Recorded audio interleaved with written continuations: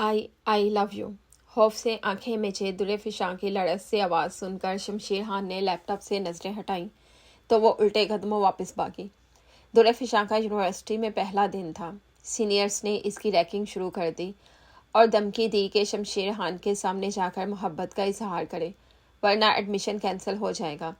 वो मासूम इनकी बातों में आ गई, इस बात से अनजान कि शमशेर खान कोई स्टूडेंट नहीं बल्कि एक गैंगस्टर था जिससे यूनिवर्सिटी की इंतज़ामिया भी खौफ खाती थी।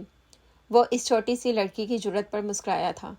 चामी, आज से तुम इस लड़की के बॉडीगार्ड हो, ख्याल रखना कोई इसे तंग ना करे, वो खोए हुए लहजे में कहता दुल्फिशां को जाता देख रहा था। जिया साहिब के ऑफिस में बैठे हुए इसे तकरीबन 20 मिनट गुजर चुके थे। कमरे में गहरी खामोशी थी। बस वक्त गुजारी के लिए वो जिया साहिब के लैपटॉप को छे रहा था। टांग पर टांग चढ़ाकर बैठा, एक हाथ का अंगूठा और उंगलियां थोड़ी के नीचे जमाए दूसरे हाथ से बेमकसद ही छेड़खानी कर रहा था। इस सोनाटे में इसकी पुश्त पर खड़ा हुआ जामी जैसे अपनी सांस को भी रोके हुए था। ये जिया साहिब की खुशनसीबी थी या इसकी दीदा दिलेरी जो पिछले 20 मिनट से इंतज़ार कर रहा था, वरना इंतज़ार और शमशेर खान दो ऐसे नाम थे जो कभी एक साथ नहीं लिए जा सकते थे। दरवाजे के पास नस्ब नीम प्लेट पर प्रोफेसर जाकिब जिया जगमगा रहा था। वो यहाँ आने से पहले इन्हें इन्फॉर्म कर चुका था, लेकिन फिर भी उन्होंने थोड़ा सा इंतज़ार करने के लिए कहा। कमरे में हैवी परफ्यूम की खुशबू फैली हुई थी। इसने निगाहें मोड़कर झामी को देखा, फिर अपने हाथ में पहनी हुई महंगी घड़ी को। टाइम सरकता जा रहा था और इसे कोफ्त होने लगी। बेजारी इसके तासुरात से चलक रही थी और ऐन इसी लम्हे ऑफिस के दरवाजे पर हल्की सी दस्तक हुई। इसके तासुरात में ज़रा बराबर फ़र्क नहीं आया।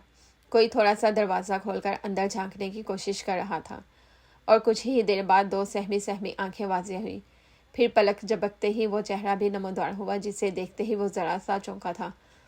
20-22 साल की लड़की का मासूम सा चेहरा, सर पर नफासत से लिया हुआ दुपट्टा, हाथ में पकड़ी हुई किताबें जो इसने अपने सीने पर लगाकर इन्हें हाथ का सहारा दे रखा था। चेहरे की उड़ी उड़ी रंगत, गुलाबी कपकपाते होंठ और महरूती उंगलियों की लर्जिश। वो दिलचस्पी से न जाने कितनी देर इस चेहरे को देखता रहा। आज जो भी हो रहा था खिलाफ मामूल हो रहा था। इसकी मौजूदगी में जिया साहिब के कमरे में आने की इजाज़त किसी को नहीं होती थी। इन दोनों की मुलाकात हमेशा ही पर्सनल मामलात पर होती थी। इस दौरान ना ही कोई बाहर से अंदर आता और ना ही कोई अंदर से बाहर जाता। इस यूनिवर्सिटी की इंतज़ामिया इसे बहुत अच्छी तरह से जानती थी, लेकिन इस लड़की की आमद गैर मुतवक्का थी।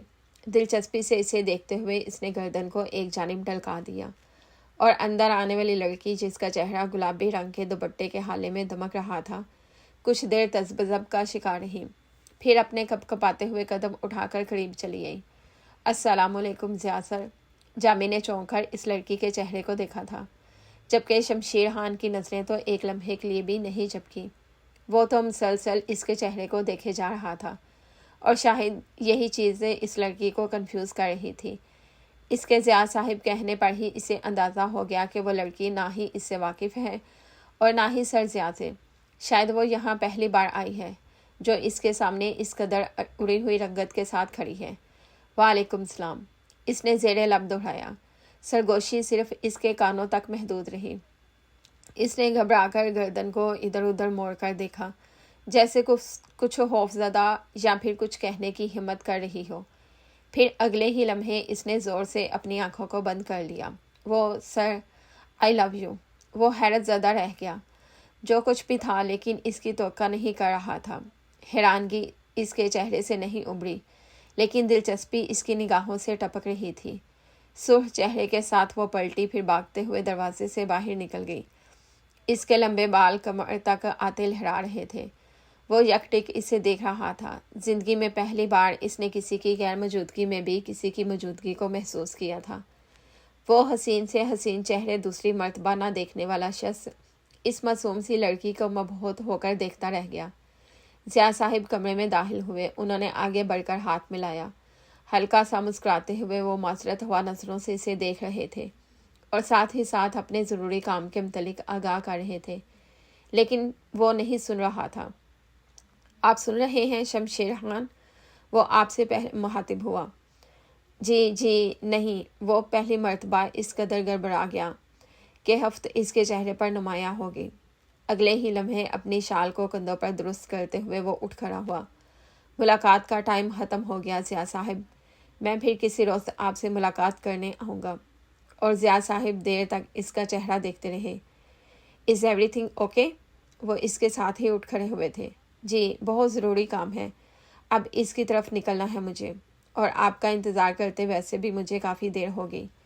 اس کا مقصد انہیں شرمندہ کرنا نہیں تھا، وہ ان کی ذات سے بہت اچھی طرح واقف تھا، سو وہ بھی کھلے دل سے مسکرا دیے۔ ٹھیک ہے، پھر کسی روز فلیٹ پر آ جانا۔ وہ ہلکا سا مسکرا کر دیکھتے ہوئے دوبارہ ہاتھ ملا گئے اور لبوں کا کونا کھینچ کر بمشکل مسکراتے ہوئے وہ کمرے سے باہر نکل آیا۔ جامی اس کے پیچھے پیچھے تھا۔ اس یونیورسٹی سے باہر نکلتے ہوئے اس نے پلٹ کر اسے دیکھا تھا۔ یہاں آنا بے مقصد نہیں با مقصد تھا، لیکن یہاں سے وہ جو کچھ لے کر جا رہا تھا وہ عجیب تھا، عجیب سے بھی عجیب تر۔ ڈرائیونگ سیٹ سنبھالتے ہوئے جامی نے ایک بار اس کے چہرے کو دیکھا۔ مجھے لگ رہا ہے کچھ ٹھیک نہیں ہے ہان سائیں۔ جامی وہ نام تھا جو اسے بہت اچھی طرح جانتا تھا، اتنی اچھی طرح کہ شاید ہی کبھی کسی نے اسے اتنی باریک بینی سے جانا ہو۔ اس نے لائٹر سے سگریٹ لگا کر لمبے کش کو کھینچ کر دھواں گاڑی میں اڑا دیا۔ ٹھیک کہتے ہو جامی، مجھے بھی لگتا ہے۔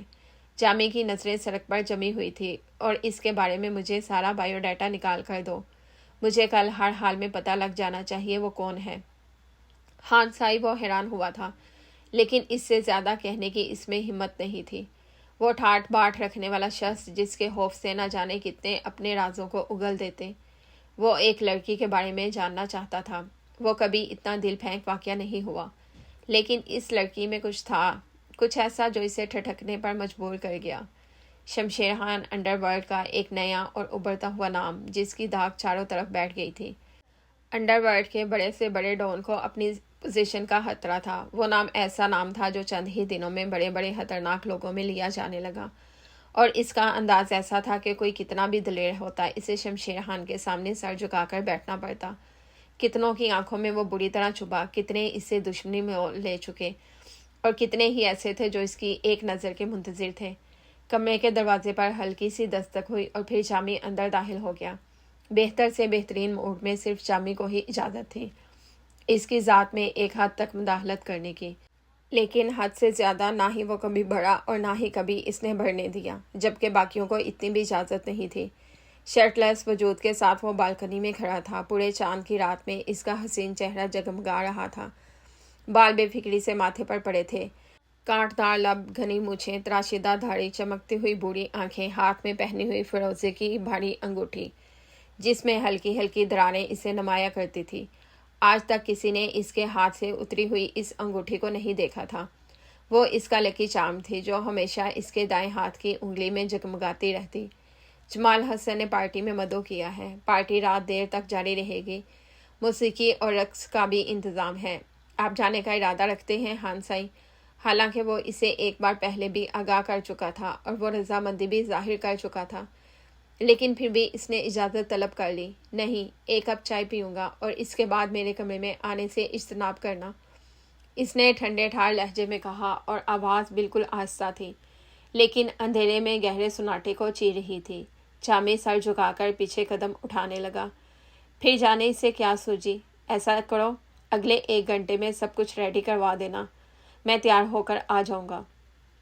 جامی ہلکا سا مسکراتے ہوئے سر جھکا کر پلٹ گیا۔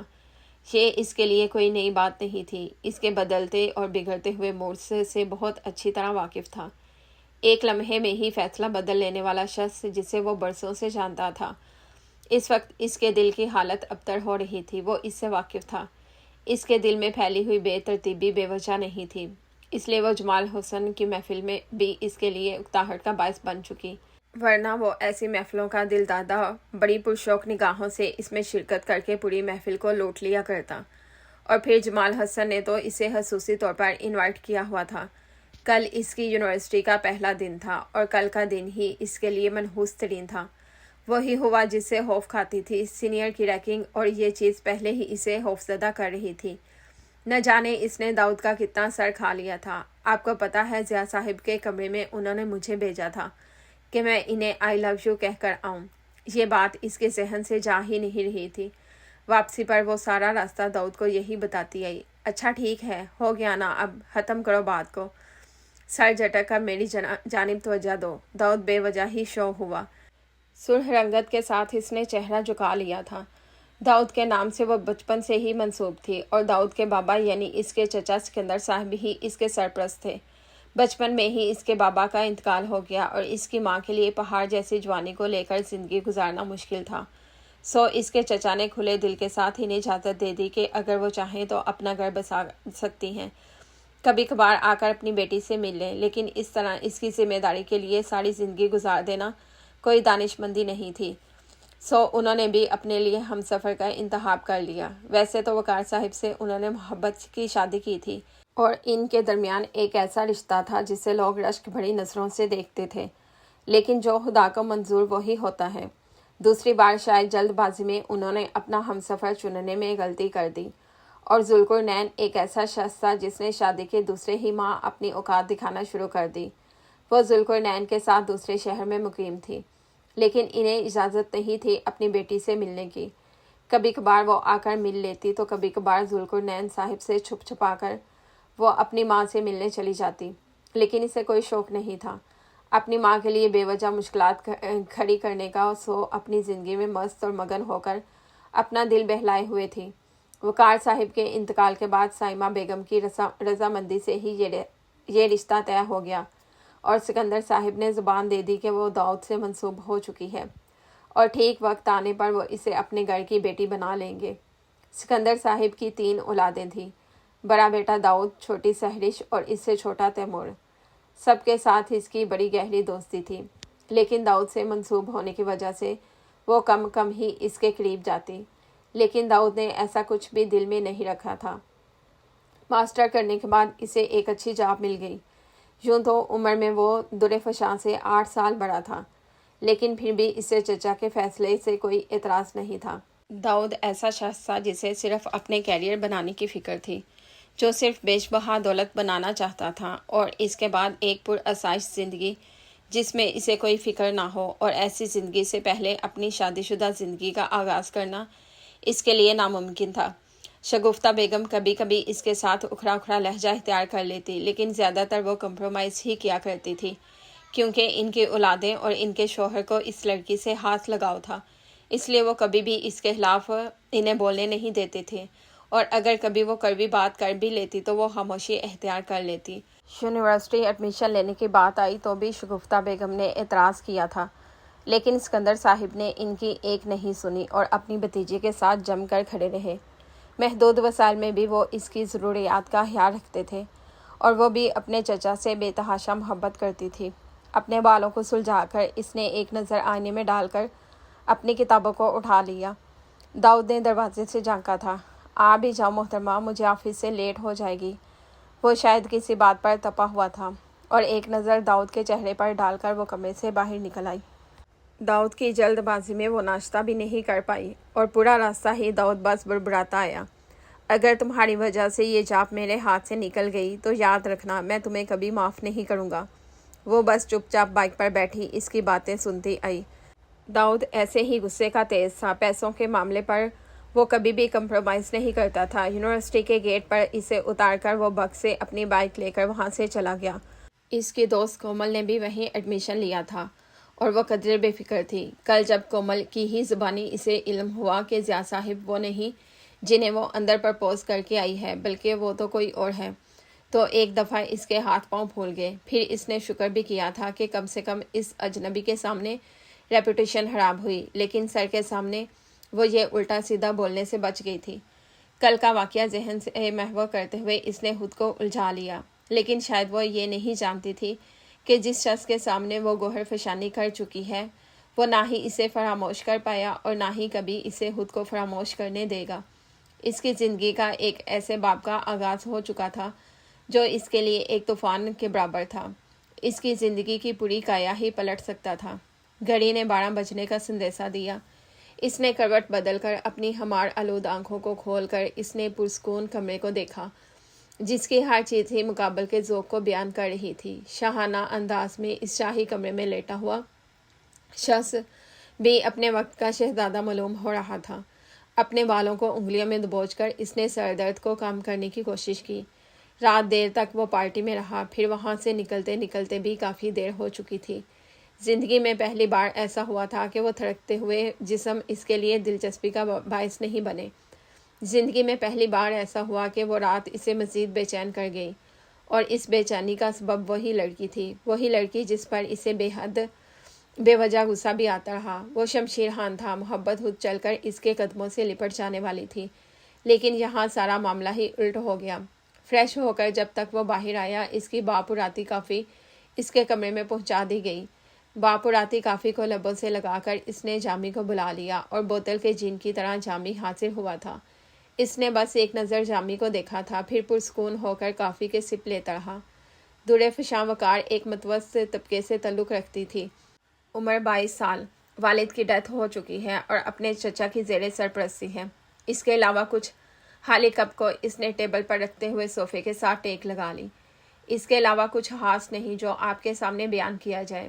جامی چند قدموں کے فاصلے پر سر جھکائے کھڑا تھا۔ تم آج کے بعد اس پر گہری نظر رکھو گے، اس کے پل پل کی خبر مجھے ملنی چاہیے۔ جو حکم سائیں۔ سر جھکاتے ہوئے اس کی بات کو تسلیم کرتے ہوئے جامی نے دن بھر کا شیڈول اس کے سامنے رکھ دیا۔ سرخ تمتماتے ہوئے چہرے کے ساتھ وہ باہر نکلی۔ کومل چند قدموں کے فاصلے پر چل رہی تھی۔ اپنی آنکھوں کو چھوٹا کیے وہ شاید داؤد کی تلاش میں تھی، اور تھوڑے فاصلے پر گاڑی کھڑی میں وہ آرام سے بیٹھے ہوئے شخص کی نظریں اس پر جم سی گئی۔ وہ اتنی باریک بینی سے جائزہ لے رہا تھا کہ ایک لمحے کے لیے اس کی نظروں سے دور نہیں تھی۔ یوں تو قریبی ریسٹورنٹ میں وہ کسی سے ملاقات کرنے کے لیے آیا تھا، لیکن یہاں سے اسے ایسے ہی جانا اچھا نہیں لگا، اور یونیورسٹی کے گیٹ پر وہ صرف اس کی ایک جھلک دیکھنے کے لیے آیا۔ وہ بڑی دلچسپی سے اس کے چہرے پر پھیلی ہوئی بے سکونی کو دیکھتا رہا، تب تک جب تک وہ موٹر سائیکل سوار شخص اس کے قریب نہیں آیا۔ پھولے ہوئے چہرے کے ساتھ اس نے کاٹدار نظروں سے اس شخص کو دیکھا، اور وہ نوجوان ہلکا سا مسکرایا تھا۔ اس نے پلٹ کر جامی کو دیکھا۔ آنکھوں میں اس وقت سرخی اتری تھی۔ داؤد سکندر ان کے چچا سکندر کا بڑا بیٹا ہے۔ جامی کی ناقص انفارمیشن پر تو وہ اس کے بعد میں نمٹنے والا تھا، لیکن اس وقت تنے ہوئے جبڑے اور پھولی ہوئی رگوں کے ساتھ وہ صرف اس شخص پر نظریں جمائے ہوئے تھا، جو ہلکا ہلکا مسکرا کر نہ جانے اسے کیا بات کر رہا تھا۔ دور کھڑے داؤد سکندر کو معلوم ہی نہیں تھا کہ وہ کسی کی زہریلی نظروں کی زد میں ہے۔ وہ تو بس صبح کے رویے کی وجہ سے اسے معذرت کر رہا تھا۔ وہ صرف اسے جتا رہی تھی کہ صرف اس کی جلد بازی کی وجہ سے اسے دن بھر بھوکا رہنا پڑا۔ داؤد کی نظروں میں اس کا ناراض سا چہرہ تھا، جو اس کے لیے مسکراہٹ کی وجہ بن رہا تھا، لیکن شمشیر خان کا دل شدت سے چاہ رہا تھا کہ وہ اس مسکراتے ہوئے شخص کی مسکراہٹ نوچ لے، یا پھر اس کے چہرے کو شدت سے مسح دے۔ اچھا ٹھیک ہے، صرف 2 منٹ یہی میرا انتظار کرو، میں وہاں سے تمہارے لیے آئس کریم لے کر آتا ہوں، پھر گھر چلیں گے۔ ٹھیک ہے، داؤد نے دیدہ دلیری دکھائی، اور وہ کندھے اچکا کر مسکراتی ہوئی تھوڑا دور ہو گئی۔ وہ بائک بڑھا کر آئس کریم شاپ کی جانب بڑھا تھا، اور تبھی اس نے جامی کو اشارہ کیا کہ گاڑی اس کے قریب سے قریب آتی چلی گئی، اور وہ یہاں اس مقصد کے لیے نہیں آیا تھا، لیکن اس لڑکی کو کسی اور کے اتنا قریب دیکھ کر جو آگ اس کے وجود میں پھیلی تھی، وہ یوں ہی ٹھنڈی ہونے والی نہیں تھی۔ وہ اگر تڑپ رہا تھا تو اس کی طرف کا اندازہ اس حسین چہرے والی لڑکی کو بھی ہونا چاہیے تھا۔ اس کے نام کی بے چینی اس کی حسین آنکھوں میں بھی پھیلنی چاہیے تھی، اور اگلے ہی لمحے کسی نے کھینچ کر اس کے بازو کو پکڑ کر گاڑی میں ڈال دیا۔ وہ چیخ بھی نہیں پائی۔ مقابل کی پکڑ اتنی سخت تھی کہ ساتھ کھڑے اسٹوڈنٹس بھی شاید اندازہ نہیں لگا پائے ہوں گے۔ یہ سب کچھ لمحے بھر میں ہو گیا۔ جامی گاڑی بڑھا کر آگے چلا گیا، اور تب اس نے خوفزدہ نظریں گھما کر اپنے قریب موجود شخص کو دیکھا، جس کی خوشبو پوری گاڑی کو اپنی لپیٹ میں لے چکی تھی۔ وہ اس کے قریب بیٹھا تھا، بے تحاشا قریب۔ دلچسپی سے اس کی سہمی ہوئی نظروں کو دیکھ کر اس نے اپنا ہاتھ ہٹا لیا۔ گاڑی کے شیشوں پر سیاہ پردے پڑے ہوئے تھے۔ وہ گڑبڑا کر دور ہونے لگی۔ خود کو دوسری ان سیٹ پر کھینچ کر اس نے اپنے اور اس شخص کے درمیان اچھا خاصا فاصلہ پیدا کر لیا تھا، اور اب پوری طرح پلٹتے ہوئے خوفزدہ نظروں سے اسے دیکھ رہی تھی۔ اس کا پورا وجود کانپ رہا تھا، چہرے کی رنگت سرخ تھی، اور دوپٹہ سر سے اتر کر کندھوں پر آ گرا۔ اس نے کانپتے ہوئے ہاتھوں سے اپنے دوپٹے کو دبوچا۔ کون ہے آپ؟ اس کے حسین چہرے کو پہچانتے ہوئے نہ جانے کتنی دیر تک تو وہ بولنے کے قابل ہی نہیں ہوئی، اور مقابل کی دلچسپ پھیلی ہوئی مسکراہٹ نے اسے بے زبان کر رکھا، اور پھر جب اس نے اس کے متعلق سوال پوچھا تو وہ مزید گہرائی سے مسکرا دیا۔ جامی نے گاڑی کسی محسوس مقام پر روک دی تھی۔ وہ چیخنا چلانا چاہتی تھی لیکن اس کی زبان یوں گنگ ہوئی کہ وہ بولنے کے قابل ہی نہیں رہی۔ چھوڑے، مجھے جانے دے یہاں سے، وہ چیخنے لگی۔ اس کی آنکھوں سے آنسو ابل ابل کر گرے جب اس نے نرمی سے اس کے ہاتھ کو تھامنا چاہا۔ وہ ڈرتے ہوئے اپنے ہاتھ کو اپنی پشت پر چھپا گئی۔ میں شمشیر خان ہوں، وہی شمشیر خان جسے کل آپ پورے دل سے پرپوز کر چکی ہیں، اور اس کا دل دگ سے رہ گیا۔ وہ تو کل کے واقعے کو فراموش کر چکی تھی، لیکن یہ اس کی سیاہ تقدیر بن جانا تھا، اس بات کا تو اندازہ ہی نہیں تھا۔ اپنے دل کو حلق میں آ کر دھڑکنے سے روکنے کے لیے اس نے جلدی سے شمشیر خان کے سامنے ہاتھ جوڑ دیے تھے۔ وہ صرف ریکنگ تھی۔ میں آپ کو نہیں جانتی، خدا کا واسطہ ہے مجھے چھوڑ دے، مجھے جانے دے یہاں سے۔ اس کی آواز اونچی ہونے لگی جب اس نے اپنے قریب کھینچ کر اس کے لبوں پر انگلی جما دی۔ جس لڑکے کے ساتھ تم کھڑی تھی وہ کون ہے؟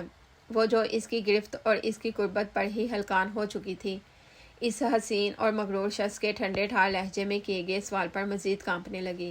داؤد، اس نے بس داؤد کا نام بتایا تھا، کوئی رشتہ نہیں، کوئی وضاحتیں نہیں، اور وہ ہلکا سا بدمزہ ہو کر مسکرایا۔ مجھے اچھا لگتا اگر تم اسے داؤد بھائی کہتی، وہ تم سے بڑا ہے، تمہارے چچا کا بیٹا ہے، سو تمہارے لیے بہتر ہے کہ اسے داؤد بھائی کہو۔ وہ ابھی تک اس کے بازو کو پکڑے ہوئے تھا اور در فشاں کا چہرہ شدت جذبات سے دہکنے لگا۔ اس نے اپنے بازو کو کھینچتے ہوئے اس شخص کی گرفت سے آزاد کروایا تھا۔ نہیں، وہ میرا بھائی نہیں ہے، میں اس کے نام سے منسوب ہوں اور جلد ہماری شادی ہونے والی ہے۔ آپ جیسے آوارہ لوگ اور سخت ہاتھ کی گرفت اس کی گردن کو دبو چکی تھی۔ تمہارے نام کے ساتھ صرف شمشیر خان کا نام ہی اچھا لگتا ہے۔ تمہاری یہ جرأت قابل دید ہے، لیکن آج کے بعد اگر ایسی جرأت دکھائی تو اس گردن کو تمہارے جسم سے الگ کر دوں گا۔ وہ اسے دھمکی دے رہا تھا، اس کے سامنے اپنے پیار کی وضاحتیں کس رنگ سے دے رہا تھا یہ اسے اندازہ نہیں تھا۔ اس کی آنکھوں سے آنسو ٹوٹ کر گرتے رہے، رخسار بھیگنے لگے اور دل دھڑکتا رہا۔ خدا کا واسطہ ہے مجھے واپس چھوڑ آئیں، کیوں میری عزت کا تماشا بنوا رہے ہیں آپ؟ میں نہیں جانتی آپ کون ہیں، مجھے نہیں جاننا آپ کے بارے میں، مجھے نہیں جاننا کسی شمشیر خان کو۔ وہ اپنے بالوں کو مٹھیوں میں دبوچ کر بولی۔ اس وقت وہ خوف اور دکھ کی انتہا پر تھی۔ وہ ایسا کچھ نہیں چاہتی تھی جس سے اس کے چچا کا نقصان ہو، ایسا کچھ جو اس کے لیے خسارے کا باعث بن جائے۔ میں آپ کے سامنے ہاتھ جوڑتی ہوں، میرا پیچھا چھوڑ دیں۔ میں نہیں جانتی آپ کیوں کسی غلاظت کی طرح مجھے بدنام کرنے پر تلے ہیں۔ اس نے بے تحاشا ہمت دکھائی تھی۔ بات جب اس کی عزت اور کردار پر آ کر رکی تو اسے خاموش نہیں رہنا تھا۔ اسے معلوم تھا داؤد کے علاوہ کوئی اور نام اس کے لیے ہو ہی نہیں سکتا۔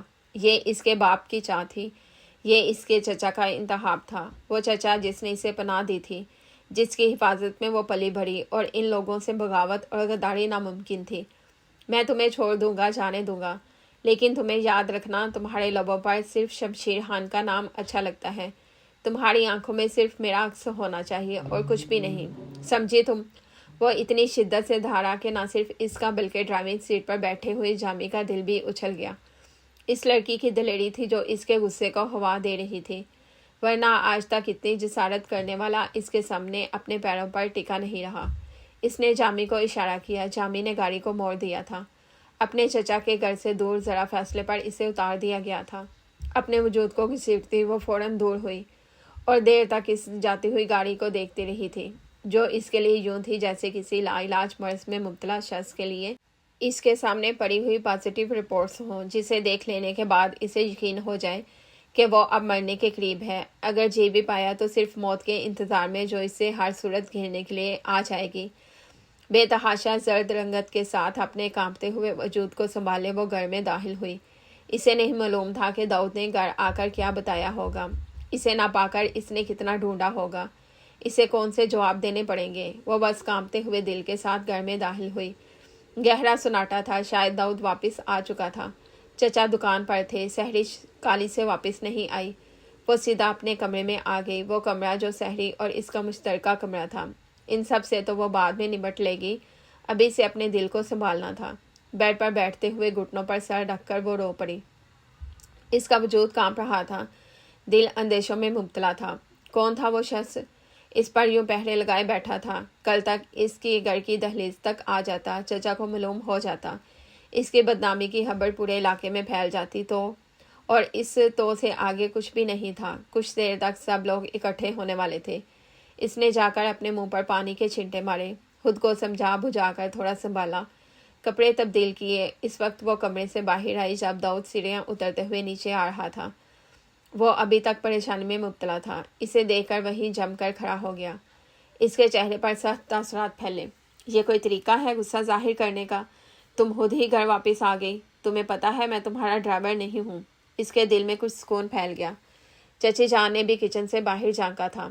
मैंने तो पहले ही तुम्हारे बाबा से कह दिया था कि इसे आवारागर्दियों की इजाज़त ना दें। वो और इनकी सख्त बातें, इसका दिल पहले ही दुखा हुआ था। चुपचाप सर थाम कर सोफे पर बैठ गई। इस पर एक नज़र डालती वो अपने कमरे में चली गई। जब दाऊद इसकी जानिब बढ़ा, सुनो, परेशान ना हुआ करो, मैं हूं ना तुम्हारे साथ। मुझे बताओ अपसेट क्यों हो?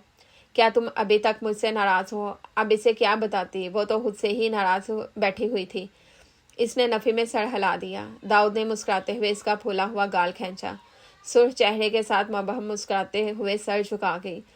तुम्हारे चेहरे पर ये रंग बड़े खूबसूरत लगते हैं। कभी फुर्सत मिली तो जी बढ़कर देखूंगा मैं। वो हल्का सा झुककर सरगोशी करते हुए दूर हो गया। इसने धड़कते हुए दिल से इधर उधर देखा। कभी कभार वो शख्स कोई भी ऐसी बात करता तो इसे मुश्किल में डाल देता। ज़्यादातर वो संजीदा मिजाज और उखड़े मिजाज के साथ रहा करता, लेकिन कभी कभार वो चलते फिरते इसे सताशी नज़रों से देखते हुए कुछ कह देता और फिर वो घंटों सुरह होती। न जाने मुकद्दर इसके हक़ में क्या लिखने वाला था, न जाने इसे इस शख्स का साथ में असर था भी या नहीं। सोफे की पुश्त से टेक लगाए वो बैठी सोचती रह गई। इस रोज़ के बाद इसने दोबारा इस शख्स की शक्ल नहीं देखी थी। एक हफ्ता होने को आया था, लेकिन इसने ना कभी अपने इर्द गिर्द शमशेर खान को देखा, ना ही इसके मुतल्लिक कोई इशारा। अब इसका दिल कुछ मुतमईन होने लगा था। इसे लगा था ये बस एक बुरा ख्याल था, जो कोई बुरा ख्वाब, किसी और आवारा शख्स का बिगड़ा हुआ जहनी तवाज़ुन जो इसे खौफ में मुब्तला करने के बाद गायब हो गया था। इसे इतना भी नहीं सोच लेना चाहिए था इस शख्स को। इसे अपने हवासों से झटकते हुए वो कुछ मुतमईन होने लगी। यूनिवर्सिटी में अब इसका दिल लगने लगा था।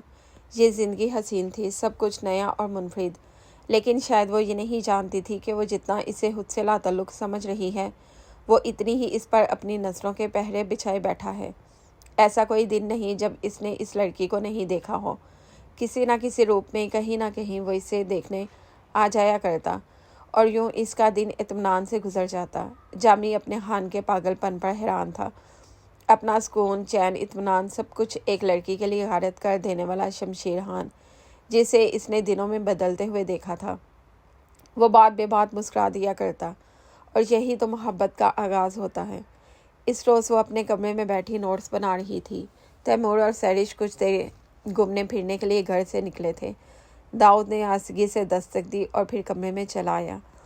हर वक्त मसरूफ़ रहा करती हो कज़न, कभी हमें भी टाइम दे दो, वो शौक़ से लहजे में बात कर रहा था। नोट साइड पर करते हुए वो वैसे देखकर मुस्कुरा दी, जैसे आप तो सारा दिन मेरी बातें सुनने के लिए बैठे हैं। वो जैसे हल्का सा शिकवा कर गई। दाऊद ना जाने कितनी देर इसके चेहरे को देखता रहा। इसे अजीब लगा था। आज से पहले दाऊद ने कभी ऐसी हरकत नहीं की थी। हम तो सारी उम्र आपकी बातें सुन लें और आपको वक्त देने के लिए महसूस हो चुके हैं मोहतरमा, ये गिला तो नाजायज़ है। बिस्तर पर कोहनी टकाए वो आरामदेह हालत में था। वो हल्का सा मुस्कुराते हुए सर झुका गई। तुम्हें ये खबर देने आया था कि मेरी प्रमोशन हो गई है। इसने आंखें फैलाकर दाऊद को देखा। सच्ची? इतनी बड़ी खबर आप इतने बोझल तरीके से दे रहे हैं? अरे नहीं नहीं कज़न, इसलिए तो तुम्हारे पास आया हूँ कि कल तुम्हें लंच पर लेकर जाऊँगा। कल तैयार रहना, तुम्हें यूनी से पिक कर लूँगा। पहले भी कभी कभार दाऊद इसे ट्रीट दे दिया करता, इसे इसका मनपसंद खाना खिला देता या खास मौका पर इसके साथ घूमने के लिए चला जाता। सैरिश और तैमूर भी? इसके सवाल पर दाऊद ने नफ़ी में सर हिला दिया। कोई भी नहीं, सिर्फ मैं और तुम। कल मुझे तुमसे बहुत ज़रूरी बात करनी है। तुम इसके मुतल्लिक किसी को भी नहीं बताओगी, ओके? अजीब से लहजे में कहते हुए दाऊद ने इसकी आंखों में देखा और इसने फ़ौरन इस बात में सर हिला दिया। ठीक है। दिल धड़का था, लेकिन वो मुतमिन थी। वो दाऊद से मनसूब थी। वो इसका मंगेतर था। इनके घर में रहती थी। एक अरसा हो चुका था इन्हें एक साथ रहते हुए। इसे कम से कम दाऊद से बदगुमान नहीं होना चाहिए था। مسکراتے ہوئے اس کے گال تھپتھپا کر وہ کمرے سے نکل گیا اور دیر تک اس کے متعلق سوچتی رہی۔ خدا جانے وہ شخص کہاں غائب ہو چکا تھا جو کسی آندھی طوفان کی طرح اس کی زندگی میں آیا، اسے دھمکیوں سے نواز کر پھر الٹے قدموں اس کی زندگی سے نکل گیا۔ کتنا عجیب شخص تھا وہ سر جھٹک کر اس نے دوبارہ اپنے دماغ کو پڑھائی کی جانب راغب کر لیا، یہ جانے بغیر کہ کل کا دن اس کے لیے کون سی قیامت لے کر آنے والا تھا۔ کل جو کچھ وہ جاننے والی تھی وہ اس کی زندگی کا سب سے بڑا انکشاف تھا، جس کے بعد اس کی پوری زندگی بدل کر رہ جاتی۔ ریسٹورنٹ کے اس کونے میں بھیڑ کم تھی۔ کچھ دیر تو داؤد اس کے پاس بیٹھا رہا، پھر وہ کسی ضروری کال کا کہہ کر 1-2 منٹ کے لیے وہاں سے اٹھ گیا۔ پیچ کلر کے ہلکے پھلکے لباس میں خوبصورتی سے سجایا گیا دوپٹہ چہرے کے اطراف میں پڑی لٹیں جو اس کے حسین چہرے کو معصوم بنا رہی تھی، بڑی بڑی خوبصورت آنکھیں جن میں عجیب سی چمک تھی، سرخ رخسار اور گلابی ہونٹ اس نازک سی گڑیا کے انداز و اعتبار ہی دل کو چھو لینے والے تھے۔ شیشے کی دیوار کے پار یوں لگ رہا تھا جیسے داؤد کسی کا منتظر ہو۔ اس کی نظریں داؤد پر جمی تھی اور چند قدموں کے فاصلے پر گاڑی آ کر رکی۔ غالباً یہ پارکنگ ایریا تھا جو یہاں سے واضح نظر آ رہا تھا۔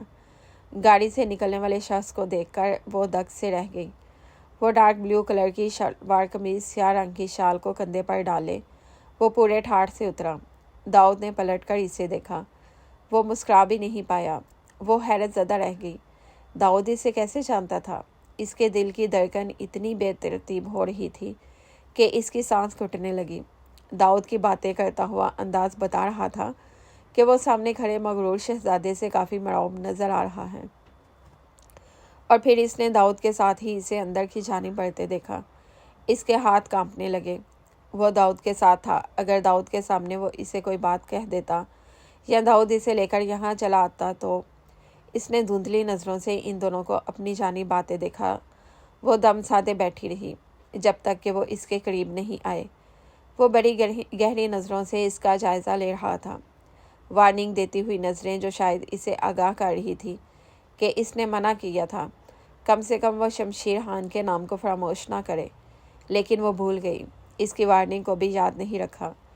اس نے اس شخص کی آنکھوں سے نظریں ہٹا کر داؤد کو دیکھا۔ داؤد کی آنکھوں میں عجیب سی چمک تھی۔ پینٹ کی پاکٹس میں ہاتھ ڈالے وہ عجیب انداز سے کھڑا اس کے چہرے کا جائزہ لے رہا تھا۔ تمہاری مطلوبہ رقم گاڑی میں ہے، جامی سے وصول کر لینا۔ اس پر اپنی نظریں گھاڑے شمشیر خان نے اپنے لبوں کو ہلا کر آہستگی سے کہا تھا۔ وہ حیرت زدہ ان دونوں کے چہرے کو دیکھتی رہی۔ آئی ایم سوری کزن، لیکن تم تو جانتی ہو مجھے پیسوں کی کتنی ضرورت ہے اپنے فیوچر کو سیٹ کرنے کے لیے۔ آج کے بعد تم شمشیر خان کی زیر سرپرستی رہو گی۔ گھر والوں کو کیا بتانا ہے وہ میں جانوں اور میرا کام، بس تم نے ٹینشن نہیں لینی۔ اسے اپنے کانوں سے دھواں نکلتا ہوا محسوس ہوا۔ کانپتے ہوئے وجود کے ساتھ وہ اچھل کر کھڑی ہوئی تھی۔ یہ کیا کہہ رہے ہیں آپ داؤد؟ میں کزن ہوں آپ کے تایا کی بیٹی ہوں۔ مجھے اس شخص کے حوالے کر کے جا رہے ہیں آپ؟ اسے لگا تھا جیسے اسے سننے میں غلطی ہوئی ہو۔ داؤد اسے کسی کے حوالے کیسے کر سکتا تھا؟ وہ دور کھڑا تماش بین دلچسپی سے یہ تماشا دیکھتا رہا۔ اپنی پشت پر ہاتھ باندھے وہ بس ان دونوں کے چہروں کو دیکھ رہا تھا۔ زیادہ ہنگامہ کرو گی تو ماری جاؤ گی۔ اب اگر یہاں سے پلٹ کر واپس بھی آؤ گی تو اس گھر میں تمہارے لیے کوئی جگہ نہیں ہے۔ آنکھوں پر چشمہ چڑھائے داؤد نے اسے گڑا کر کہا، اور پھر پلٹ کر سینے پر ہاتھ رکھے ہوئے شمشیر خان کے سامنے ہلکا سا جھکا تھا۔ نوازش خان صاحب، آپ کی امانت آپ کے حوالے۔ آج سے ہماری راہیں جدا۔ وہ پلٹنے لگا تھا تو وہ داؤد کی جانب دوڑی۔ راستے میں ہی وہ شخص حائل ہو گیا۔ وہ اس کے سینے سے آ لگی تھی۔ داؤد، خدا کا واسطہ ہے داؤد، آپ میرے ساتھ ایسا نہیں کر سکتے۔ وہ التجا کر رہی تھی۔ اسے سنبھال پانا آسان نہیں تھا۔ نرمی سے اس کی گردن کے قریب اپنی دونوں انگلیوں کو لے جا کر شمشیر خان نے انہیں دبا دیا۔ اس کی محسوس رگ دبانے سے ہی وہ کچھ لمحوں میں اس کے ہاتھوں بکھرتی چلی گئی۔ اس نے کسی متاع حیات کی طرح اسے سنبھال لیا تھا۔ قسمت اس کے ساتھ بڑی چال بازی سے کھیل گئی۔ اسے اس شخص کے حوالے کر دیا جسے کل وہ داؤد سکندر کے لیے ٹھکرا کر آئی تھی۔ اسے داؤد سے کوئی دھواں دار عشق نہیں تھا، یہ اس کے چچا کی عزت کا سوال تھا۔ بات اس کے کردار کی تھی اور اس سے بڑھ کر اسے کچھ نہیں تھا۔ بیدار ہونے کے بعد وہ چند لمحے چھت کو گھورتی رہی۔ محل نما کمرے میں جہازی سائز بیڈ پر لیٹی وہ جانے کتنے گھنٹوں سے گہری نیند میں تھی۔ دماغ میں سارے خیالات امڑ امڑ کر اسے بےتاب کرنے لگے۔ وہ جلدی سے اٹھ کھڑی ہوئی۔ اسے حیرت ہوئی تھی کہ آج یہاں اسے شمشیر خان لے کر آیا تھا۔ اس سوال کا جواب واضح تھا، آخری بار وہ اسی کے سامنے تھی۔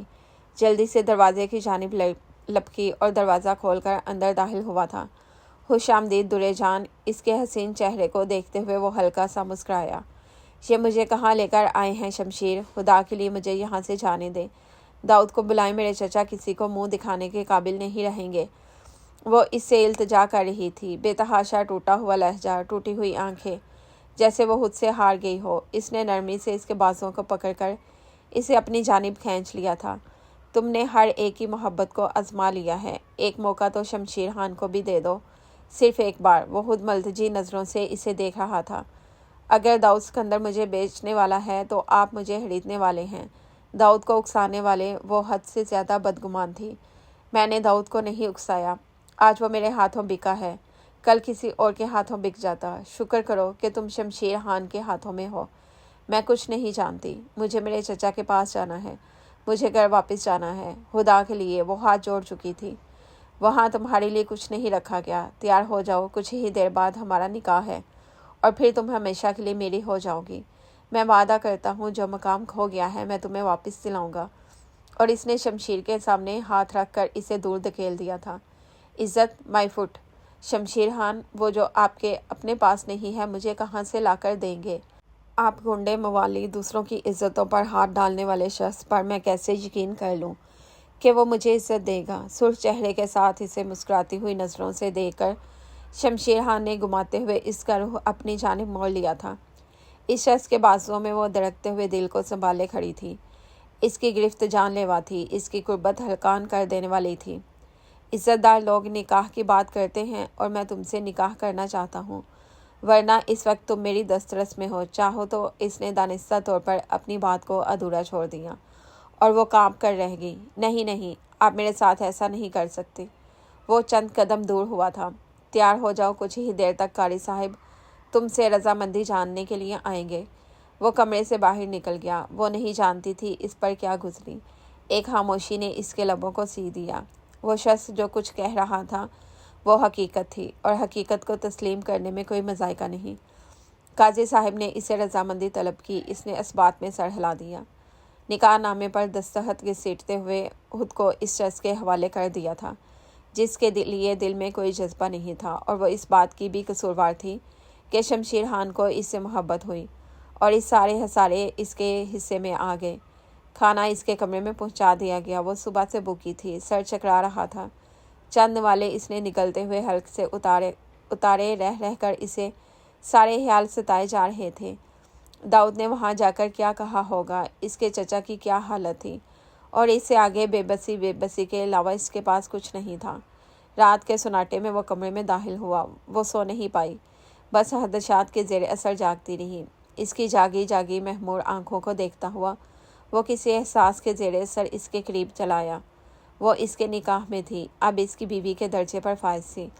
وہ اسے پا چکا تھا۔ نرمی سے لبوں کا کونا کھینچتے ہوئے وہ مسکرایا، اور وہ بس اس کی آنکھوں میں دیکھتی رہی۔ جیت کا جشن آپ کے چہرے سے ظاہر ہو رہا ہے شمشیر خان، لیکن کسی کی ہار کو اپنی جیت تصور کرنا دراصل بہت بڑی ہار ہوتی ہے۔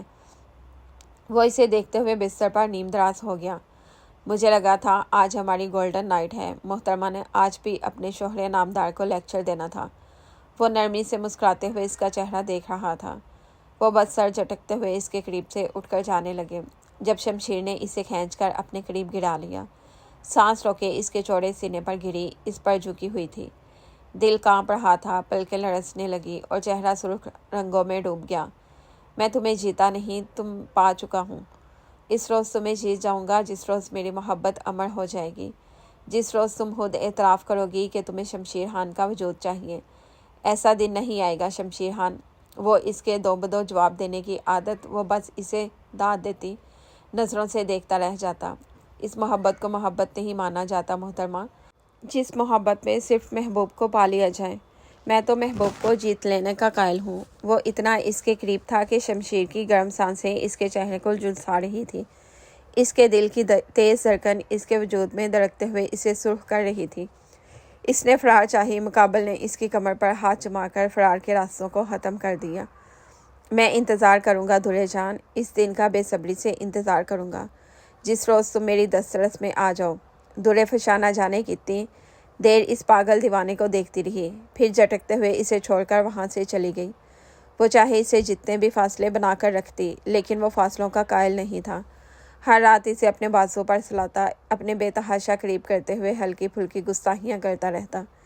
پہلے پہل اس شاندار محل میں اس کا دل نہیں لگتا تھا۔ وہ اس کی گستاخیوں پر سر ہو کر بکھلا جاتی۔ وہ اسے نرمی سے سمیٹتے ہوئے اپنے قریب گھسیٹ لیتا۔ نہ ہی آج تک اس نے اپنے درمیان موجود فاصلے کو کم کرنے کی کوشش کی، اور نہ ہی اس نے سوچا تھا وہ کبھی کوشش کرے گی۔ ہر وقت اس کا دماغ ایک ہی جگہ پر اٹکا رہتا۔ پورے علاقے میں وہ بد کردار مشہور ہو جائے گی۔ ایک شخص کی وجہ سے اس کی عزت رائے گاں چلی گئی۔ اس کے چچا اس کے لیے اجنبی بن گئے اور ہر شام اسے اداس کر دیا کرتی۔ اس روز بھی وہ اپنے کمرے میں داخل ہوا تو وہ صوفے پر سر جھکائے بیٹھی تھی۔ اس حویلی میں آئے ہوئے اسے 1 ہفتہ ہو چکا تھا، اور ایسا کوئی لمحہ نہیں تھا جب وہ شخص اس کی ذات سے غافل رہا ہو۔ اسے اپنے قریب کھینچتے ہوئے اس پر اپنی محبتیں نچھاور کرتا، لیکن اس کے اعتراض کو مد نظر رکھتے ہوئے دوری اختیار کر لیتا۔ آج حسین چہرہ مرجھایا ہوا ہے، اس کی کوئی خاص وجہ؟ وہ اس کے چہرے کو دیکھتے ہوئے کہہ گیا۔ خوبصورت لباس میں وہ دلکش لگ رہی تھی۔ اس نے سر اٹھا کر شمشیر خان کو دیکھا جس کا چہرہ پریشانی میں ڈوبا ہوا تھا۔ شاید وہ کسی مسئلے میں پھنسا ہوا تھا، اور پچھلے 2 دنوں سے شدید پریشانی کے باوجود بھی اسے مکمل ٹائم دے رہا تھا۔ ایک قید میں موجود چڑیا کو پھڑپھڑانے کی اجازت نہ ہو تو اسے سہم کر ایک کونے میں ہی دبکنا پڑتا ہے۔ وہ اس کی جانب بڑھا اور بغیر کسی لحاظ کے اس کے سامنے اس کے قدموں میں بیٹھ گیا۔ اس نے نرمی سے دلہے فشاں کے ہاتھ تھام رکھے تھے۔ جانا، ایسی باتیں کر کے مجھے تکلیف نہ دیا کرو۔ یہ گھر اور اس گھر کا مالک دل و جان سے تمہارے ہیں۔ یہ سب کچھ تمہارا ہے۔ میں نے سب کچھ اس حسین چڑیا کے نام کر دیا، اور بس اس کی حسین مسکراہٹ کو دیکھنے کے لیے بےتاب ہوں۔ دلہے فشاں کی پلکیں نم ہونے لگیں۔ وہ اس کے مزید قریب ہو گیا۔ آنسو ٹوٹ کر اس کے رخساروں پر بہہ نکلے، اور اس شخص نے بڑی جسارت کر کے اس کے چہرے کو اپنے ہاتھوں میں تھام کر اس کے لیے رخساروں پر بھاری بھاری لب رکھے۔ باری باری لب رکھ کر اس کے آنسو کو لبوں سے چن لیا۔ مجھے چچا سے ملنا ہے، میں ان سے ملنا چاہتی ہوں۔ وہ شاید اذیت میں تھی۔ صبح جامی تمہیں لے جائے گا، فوری جواب آیا۔ وہ حیرت زدہ نظروں سے اسے دیکھتی رہ گئی۔ اس شخص نے چاہے اس کی قیمت ادا کی تھی، چاہے اسے جس طرح لے کر آیا تھا، لیکن کبھی اس پر یہ سب کچھ ظاہر نہیں کیا تھا۔ نہ جانے کیوں وہ چاہتی تھی کہ یہ شخص سب کچھ چھوڑ چھاڑ کر ویسا بن جائے جو اس کی شخصیت کا خاصہ ہے، جو اس پر جچتا ہے۔ اس حسین شخص کو کسی گنڈے موالی کے روپ میں دیکھنا اسے پسند نہیں تھا۔ اپنی پلکیں جھکا کر وہ اٹھنے لگی، اور اس نے کھینچ کر اسے اپنی گود میں بٹھا لیا تھا۔ اگر کبھی تمہیں مجھ سے دور رہنا پڑے تو؟ وہ نہ جانے کیوں اس کی آنکھوں میں دیکھ کر پوچھ رہا تھا۔ اس کا دل لمحے میں اداس ہو گیا۔ چاہنے کے باوجود وہ نہیں کہہ پائی کہ وہ اسے مس کرے گی، اس شخص کی گستاخیوں کو یاد کرے گی۔ کوئی مسئلہ نہیں ہے، مجھے عادت ہے اپنے ساتھ رہنے کی۔ ہاتھ چھڑا کر وہ چپ چاپ کمرے سے باہر نکل گئی۔ پلٹ کر اس شخص کو نہیں دیکھا تھا۔ بے چینی سے اس کے اگلی صبح کا انتظار کرنے لگی، اور صبح ناشتے کے بعد ہی وہ تیار ہوگی۔ یہ کوئی جھوٹا وعدہ نہیں تھا۔ جامی سے لے کر ایک بار پھر ان راہوں پر جا رہا تھا جن راہوں سے وہ برسوں سے آشنا تھی۔ وہ نہیں جانتی تھی اس کا استقبال کیسے کیا جائے گا، وہ لوگ اس کے ساتھ کیسا رویہ اختیار کریں گے۔ اسے یقین تھا کبھی بھی اسے خوش آمدید نہیں کہیں گے۔ دروازے کو دھکیلتے ہوئے اس نے اپنے دل کو تھام لیا۔ سب کچھ ویسے کا ویسا ہی تھا، کچھ بھی نہیں بدلا تھا۔ وہ آہستہ آہستہ قدم اٹھاتی اندر داخل ہوئی۔ لاؤنج میں ہی اسے اسکندر صاحب بیٹھے نظر آ گئے۔ شاید ان کی طبیعت خراب تھی۔ شگفتہ بیگم انہیں دوا کھلا رہی تھی۔ وہ وہیں رک گئی۔ اس میں اتنی ہمت نہیں تھی کہ اپنے چچا کا سامنا کرتی، اور پھر جو اس نے دیکھا اس کے لیے ناقابل یقین تھا۔ سکندر صاحب حیرت سے اسے دیکھتے ہوئے اٹھ کھڑے ہوئے۔ وہ بے تابی سے اس کی جانب بڑھے تھے، اور سب بھول بھال کر وہ بھی ان کے سینے سے جا لگی۔ وہ رو رہی تھی، اور وہ اسے اپنی شفقت بڑی آغوش میں سمیٹ رہے تھے۔ میرا بچہ، میری جان، میری بیٹی۔ وہ خود بھی رو رہے تھے۔ ان کے ہاتھوں کو تھامتے ہوئے ان پر بوسے دیتی چلی گئی۔ آئی ایم سوری چاچو، مجھے معاف کر دیں۔ چاچو، وہ بس سر جھکائے روئے جا رہی تھی۔ تیمور اور سہرش بھی اپنے اپنے کمروں سے باہر نکل آئے۔ وہ بھی اسے بےتابی سے دیکھ رہے تھے۔ سہرش آگے بڑھ کر اسے ملی۔ اس نے شگفتہ بیگم کو خود ہی گلے لگا لیا۔ یہاں آ کر جو انکشاف اس پر ہوا وہ انکشاف اسے حیرت میں ڈال گیا۔ سکندر صاحب نے داؤد کو آگ کر دیا تھا۔ نہ صرف اسے گھر سے نکال دیا بلکہ اس کے ساتھ سارے تعلقات بھی ختم کر لیے۔ اس شخص نے دوسرے دن وہاں آ کر ان کو ساری بات بتا دی تھی، نہ صرف اپنے نکاح کے متعلق بلکہ داؤد کی ڈیل، اس کا پیسے لینا، ساری ویڈیو دیکھ کر وہ بے یقین بیٹھے رہ گئے۔ ان کے بیٹے نے انہیں کہا تھا کہ وہ یونیورسٹی کے کسی لڑکے کے ساتھ نکل گئی ہے۔ کل سے ان کے گھر ماتم برپا تھا اور اب یہ انکشاف۔ خدا جانتا تھا کہ وہ کس قدر اذیت میں تھے۔ اس روز انہوں نے پورے دل سے اس لڑکی سے معافی مانگی، لیکن وہ جانتی تھی کہ اس کے چچا کا کوئی قصور نہیں ہے۔ وہ شخص جہاں بھی ہے اپنے کیے کی سزا بھگت رہا ہے۔ ان سے ملاقات کر کے ان کے ساتھ وقت گزار کر دوبارہ آنے کا وعدہ کرتے ہوئے وہاں سے چلی گئی۔ آنے سے پہلے وہ انہیں یقین دلا کر آئی تھی کہ وہ محفوظ ہاتھوں میں ہے، اور پھر پورا راستہ ہی وہ اس شخص کے متعلق سوچتی رہی۔ وہ شخص کیا تھا؟ کوئی عاشق یا دیوانہ جس پر پہلی نظر کی محبت نے اتنا شدید وار کیا کہ وہ چاروں شانے چت ہو گیا۔ آج اس کا دل چاہا تھا وہ اسے اقرار محبت سن ہی لے گی، اسے پوچھ ہی لے گی کہ آخر وہ ہے کیا، کوئی مسیحا، کوئی قابل محبت شخص، یا پھر کون؟ شام تک وہ انتظار کرتی رہی لیکن وہ گھر نہیں آیا۔ اس رات بھی وہ پہلی مرتبہ حویلی واپس نہیں آیا تھا۔ اس دن اس نے جامی سے پوچھ ہی لیا۔ جامی کے پاس بھی خاموشی کے علاوہ کچھ نہیں تھا۔ وہ نہیں جانتی تھی کہ وہ کہاں چلا گیا بغیر بتائے۔ وہ سوال بار بار اس کے ذہن میں گردش کر رہا تھا۔ جب اس شام اس نے کہا تھا اگر وہ کھو جائے تو کیا وہ اس کے بغیر رہ لے گی؟ اس نے بے درک کہہ دیا تھا کیوں نہیں۔ وہ 2 دن اس نے جس طرح گزارے تھے وہی جانتی تھی، نہ ہی اس شخص کا کوئی پیغام، نہ ہی کوئی بات۔ وہ ہر لمحہ اس کو دیکھنے کے لیے بےتاب رہا کرتی، ہر شام اس کے انتظار میں راہوں پر پلکیں بچھا لیتی۔